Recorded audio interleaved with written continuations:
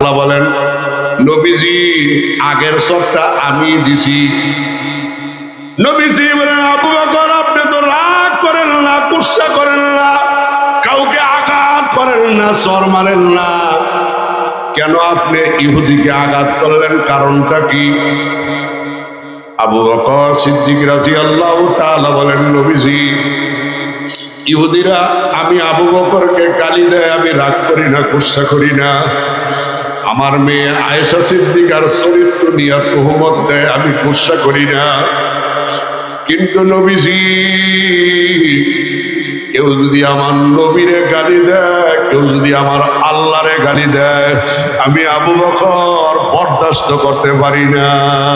আল্লাহ ইয়া রাসূলুল্লাহ ইয়া হাবিবাল্লাহ, সর খাইয়া বুঝি মাথা ঠিক নাই? সর দেওয়া তো আবু বকরের কাম না, সর দেওয়া উমরের।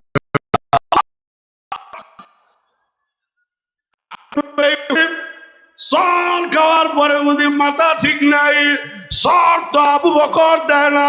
অন্যায় দেখলে, অপরাধ দেখলে সর দিয়া ডাবাই আলাহর, এটা আমার উমরের কাম।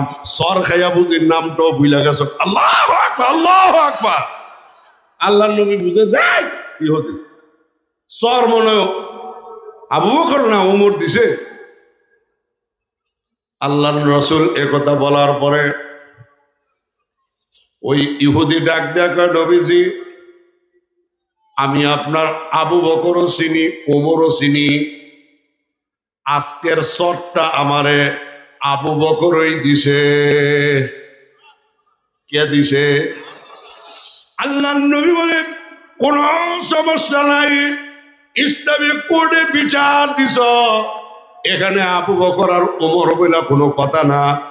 যে অন্যায় করছে অন্যায়কারীর উপযুক্ত বিচার হবে। কথা ঠিক কিনা বলেন?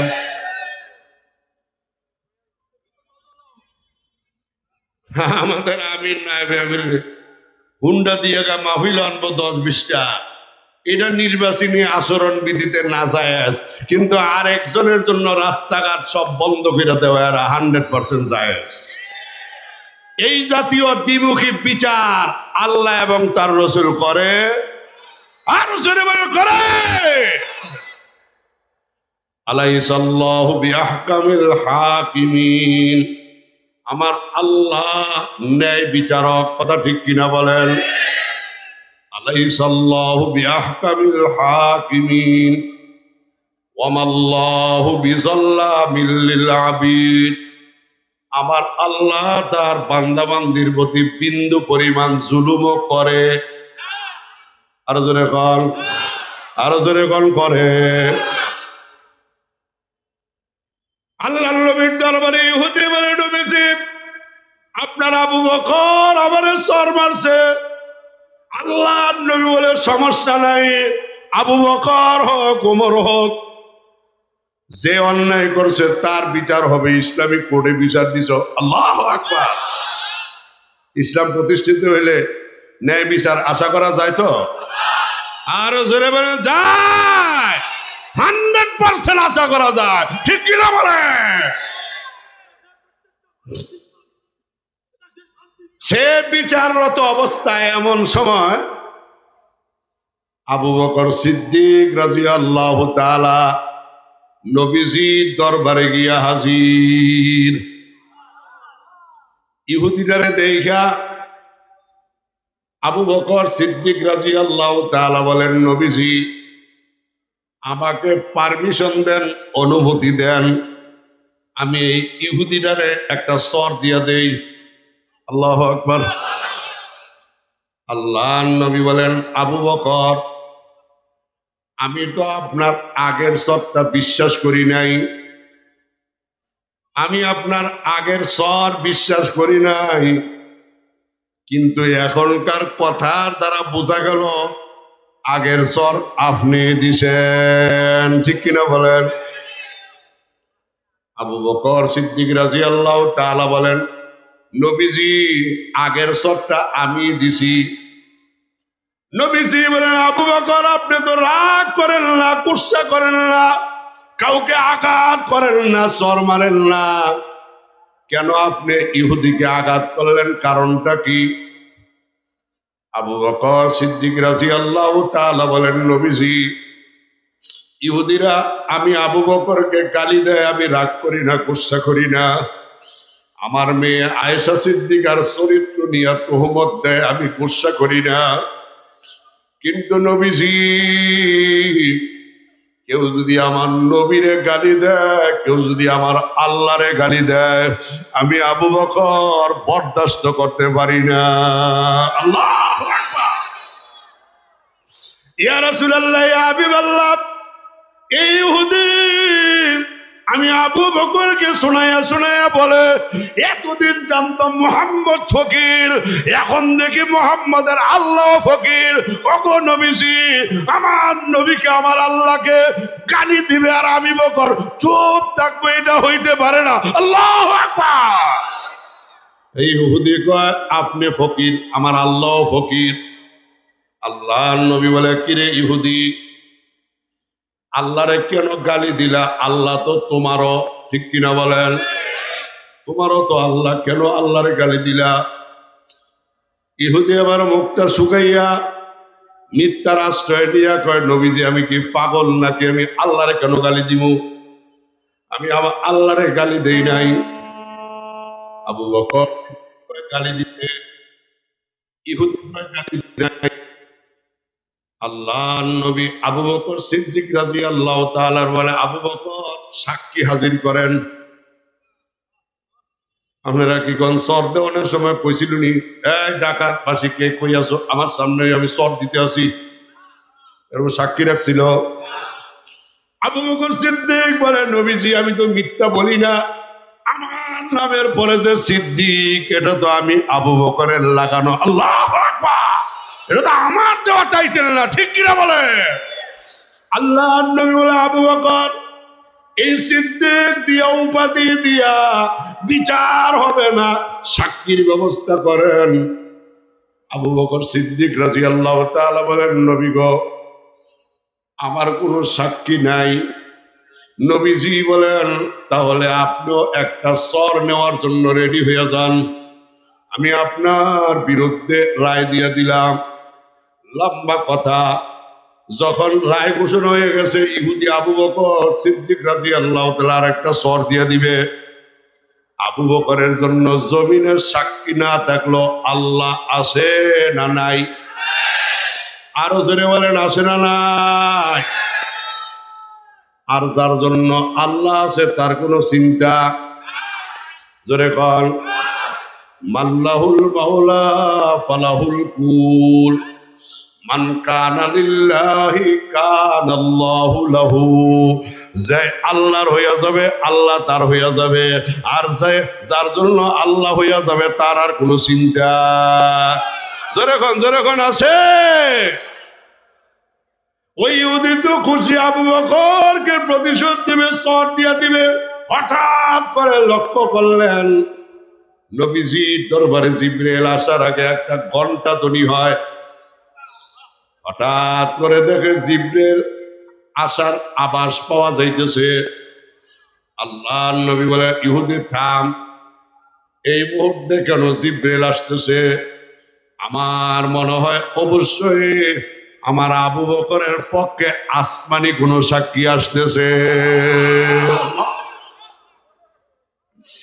हकीकत से तू दुनिया बेखबर है, हकीकत से तू दुनिया बेखबर है, दुनिया की नुमाइश पर नजर है, दुनिया की नुमाइश पर नजर है। লম্বা কথা, আবু বকর সিদ্দিক রাদিয়াল্লাহু তাআলার পক্ষে আসমান থেকে, আল্লাহর পক্ষ থেকে জিবরাইল আলাইহিস সালাম এসে বলেন, নবী গো, জমিনে আবু বকরের জন্য কোনো সাক্ষী নাই, আল্লাহ তাআলা আমারে পাঠাইছে, ইহুদি আল্লাহরে ফকির কইছে, আপনারে ফকির কইছে, এবার বিচার কি করবেন আপনি করেন। আল্লাহর নবী বলেন, কিরে ইহুদি, তুই না বললি গালি দাও নাই, এবার আল্লাহ দি বলে তুমি আল্লাহরে গালি দিছ। ইহুদি এবার ডাক দিয়া কয়, নবীজি আমি কি জানতাম আমার বিরুদ্ধে আয়াত নাজিল হইয়া যাবে? আমি তো মনে করছিলাম মিথ্যা বইলা পার পাইয়া যাব, বর্তমান সময়ে সারা দুনিয়ায় সবচেয়ে নিকৃষ্ট মানুষ হলো ইহুদিরা। ঠিক কিনা বলে? আমার ঢাকার মুসলমানেরা কথা বলার দ্বারা, ঘটনা বলার দ্বারা উদ্দেশ্য হইল সারা বাংলাদেশের দলমত নির্বিশেষে ইসলামপন্থীরা যখন আবুল সরকারের বিচারের দাবিতে ঐক্যবদ্ধ, তখন নামদারি কিছু মুসলমান ওই আবুল সরকারের পক্ষ অবলম্বন করতেছে। আছে না নাই? না নাই? সামান্য কিছু ভোটের কারণে, নির্বাচনে জয় পাওয়ার কারণে আমি বলতে চাই, আবুল সরকারের মতো এরকম আউল ফাউলদের পক্ষ অবলম্বন কইরা ভোট তো পাবেন না, বরং জনসমর্থন আরো তলানিতে যাবে। ঠিক কিনা বলে? এই আল্লাহর বান্দাদের জন্য অনুরোধ করিয়া পায়ে ধরিয়া বলবো, যেখানে অন্যায় সেখানে সরমানের বিশ্বহুজুরের নেতৃত্বে লক্ষ কোটি জনতা নিয়ে প্রতিবাদ হবে। আপনারা ময়দানে থাকবেন। কারা কারা? আল্লাহু আকবার, নারে তাকবীর। আলহামদুলিল্লাহ, হাত নামান।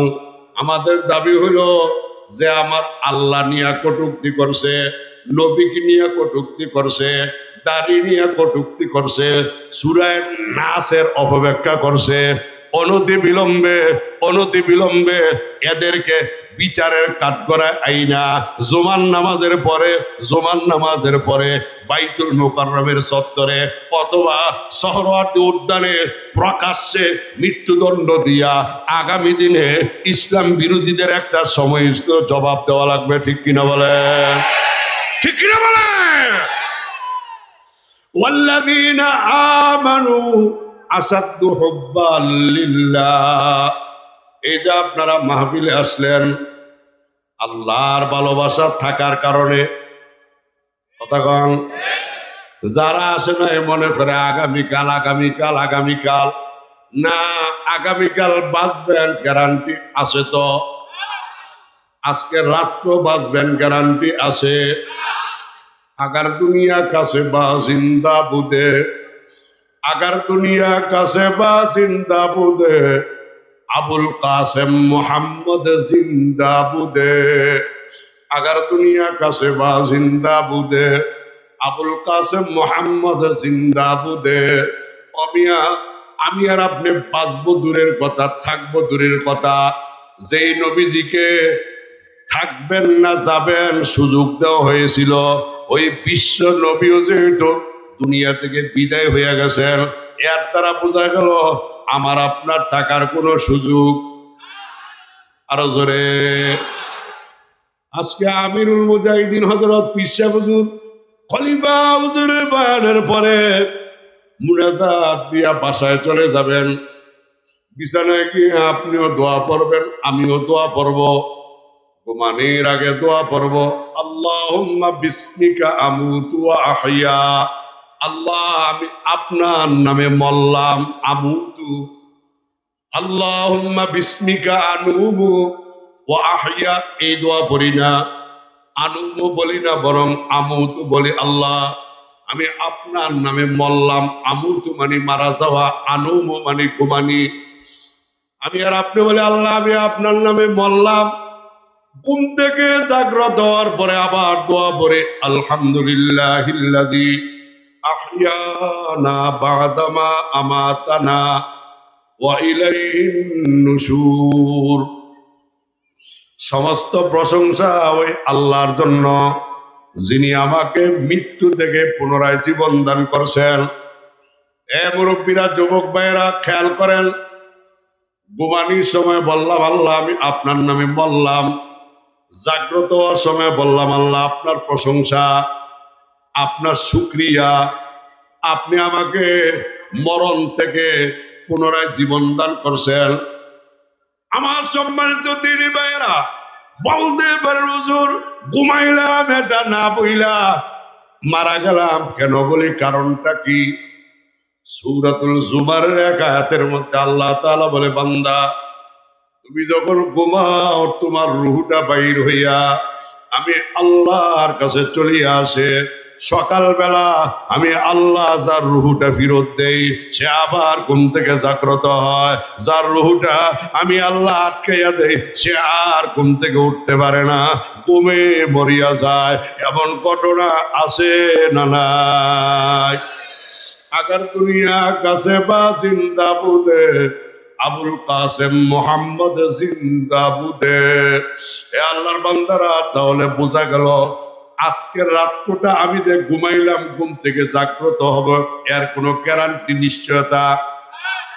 জোরে কন, আরো জোরে কন। যদি নাই থাকে টেলিভিশন দেখতে দেখতে ঘুমানোর কোনো সুযোগ নাই, গান বাদ্য শুনতে শুনতে ঘুমানোর কোনো সুযোগ নাই, অশ্লীল বেহায়াপনা নাচ গান দেখতে দেখতে ঘুমানোর কোনো সময় নাই। আপনি যদি একিনার বিশ্বাস করেন যে আমি যে ঘুমাইলাম এটা আমার জীবনের শেষ গোল, সকালবেলা যদি আল্লাহ তাআলা আমাকে জাগ্রত হওয়ার তৌফিক দেয়, রুহু ফিরত দেয়, আমি আবার ঘুম থেকে উঠতে পারবো। যদি আমার আল্লাহ রুহুটা আটকাইয়া দেয়, উঠানের মতো ক্ষমতা পৃথিবীর কোনো মানুষের আসেনি। জোরে কোন আছে?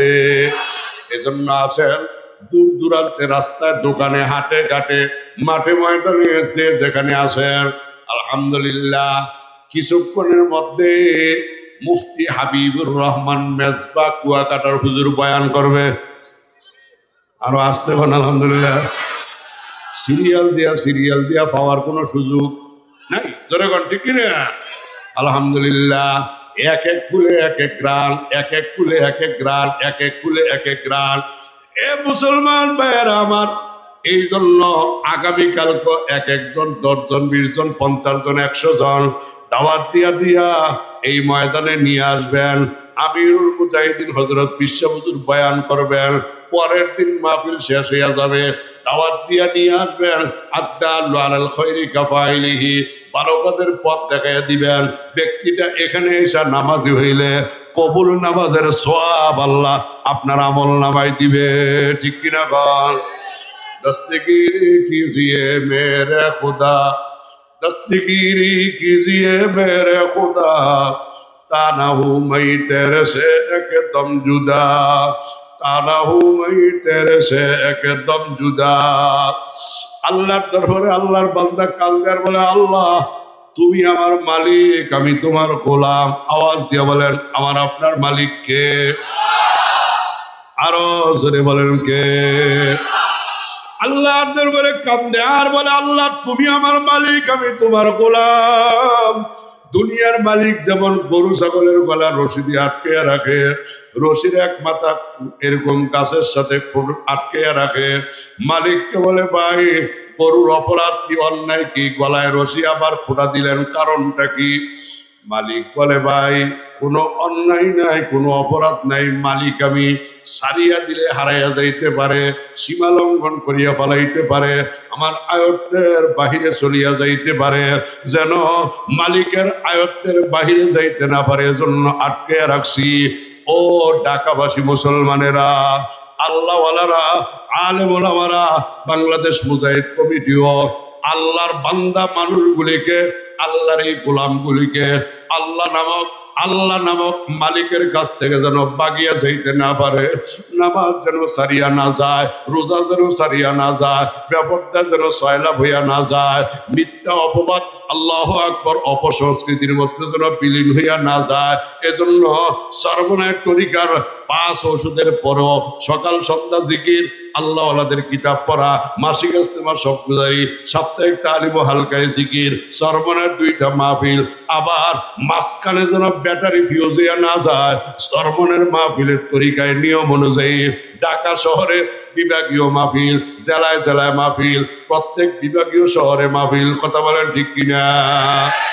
এ আল্লাহর বান্দারা, দস্তগীরি कीजिए मेरे खुदा, ताना हूँ मैं तेरे से एकदम जुदा। আল্লাহকে বলে, আল্লাহ আমি তোমার গোলাম, তুমি আমার মালিক, আমি গোলাম যেন তুমি আল্লাহ নামক মালিককে বলিয়া না যায়। তুমি কুদ্দুতি ভাবে আমার একটা হাতে ধরে রাখো, যেন একটা মুহূর্তের জন্য তুমি আল্লাহ নামক মালিককে আমি বলিয়া না যাই। আল্লাহু আকবার। হে আল্লাহর বান্দারা তাহলে চলে আসেন, এক করে উলামা হযরতগণ বয়ান করবেন। আমি যা কিছু বললাম ভুল ত্রুটি বেয়াদবি বলে ক্ষমা করবেন, আপনারা আমার জন্য দোয়া করবেন। ওয়া মা আলাইনা ইল্লাল বালাগ। अल्हम्दुलिल्लाह दस्तगीरी कीजिए मेरे खुदा, दस्तगीरी कीजिए मेरे खुदा, ताना हूँ मैं तेरे से एकदम जुदा। এই মাহফিলগুলিতে আসার পরে দাড়ি নাই লোকের মুখের মধ্যে, আলহামদুলিল্লাহ দাড়িওয়ালা হয় না? হয় হয় কি হয় না? মাথায় টুপি নাই, আসা যাওয়ার কারণে মাথায় টুপি ওঠে কি ওঠে না? কি ওঠে না? আল্লাহ আকবার, আল্লাহ আকবার।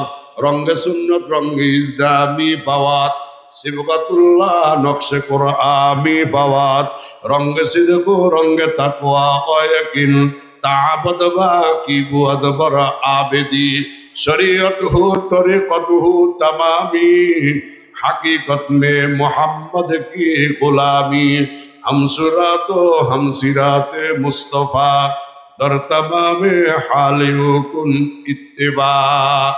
হে মুসলমান বাবারা আমার, কেউ যদি আল্লাহর নবীর সুন্নাত মাথার মধ্যে লাগাইতে পারে, মদিনাওয়ালার সুন্নতের রং টুপির মধ্যে লাগাইতে পারে, কেউ যদি মদিনাওয়ালার সুন্নতের রং দাড়ির মধ্যে লাগাই, আল্লাহু আকবার, সুন্নতের রং যদি দাড়ির মধ্যে লাগাইতে পারে, কেউ যদি মদিনাওয়ালার সুন্নতের রং জামার মধ্যে লাগাইতে পারে, কেউ যদি মদিনাওয়ালার সুন্নতের রং মেসওয়াকের মধ্যে লাগাইতে পারে, দস্তরখানির মধ্যে লাগাইতে পারে, তো আল্লাহ তাআলা বলেন সিবগাতুল্লাহ, যে ব্যক্তি সুন্নতের রঙে রঙিন হইয়া যাবে, আমি আল্লাহ তাকে ইমানের রঙে রঙিন করে দিব।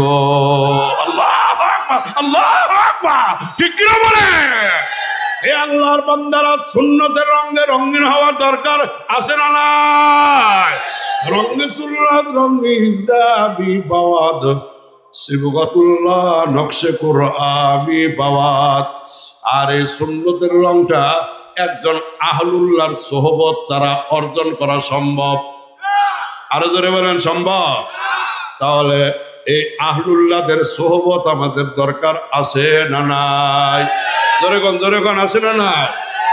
বেপিয়ে সোহবত কি পাতানি, বেপিয়ে সোহবত কি পাতানি, সোহবত মারুম আবজাতানি, নূরে হক জাহের বতে আন্দর অলি, লেকে পিপাসি আগার সাহেব দলি, নূরে হক জাহের বতে আন্দর অলি। আলহামদুলিল্লাহ।